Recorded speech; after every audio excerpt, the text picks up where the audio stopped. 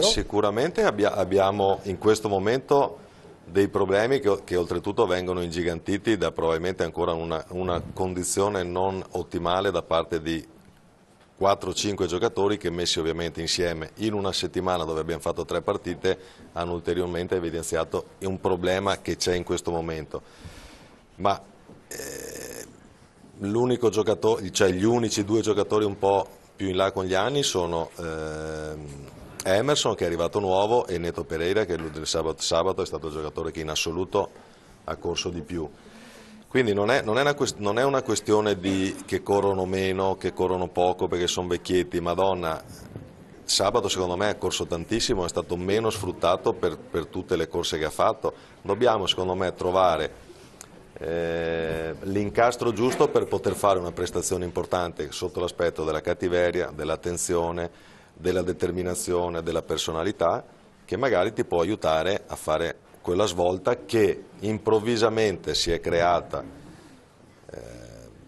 una situazione problematica dopo comunque aver fatto un ottimo secondo tempo con l'Albino Leffe e anche un buon primo tempo, una buona vittoria col Forlì senza patire. La partita di Fano ci ha un po' scombussolato. Sì, però abbiamo affrontato squadre con tutto il rispetto, no. Giorgio, Sì, che se facciamo difficoltà con queste, che si dovrebbe chiudere la gara. Se non corri, Giorgio, non corri neanche con il Forlì. Se non corri, la domanda te la devo fare: rischia l'allenatore?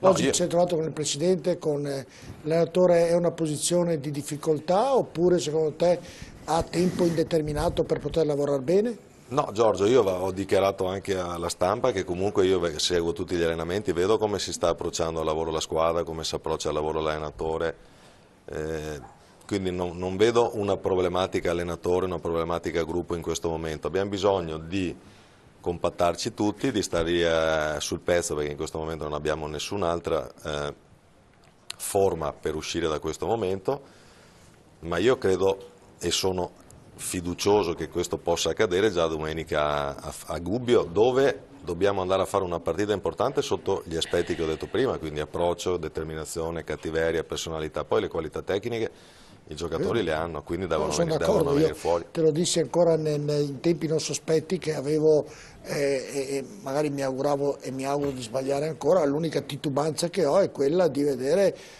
che manca quella cattiveria che vedo in altre squadre, in Lega Pro, nel Pordenone stesso tu dell'anno scorso erano di una cattiveria in campo, intendo, non cattivi che menavano, Certo. capito?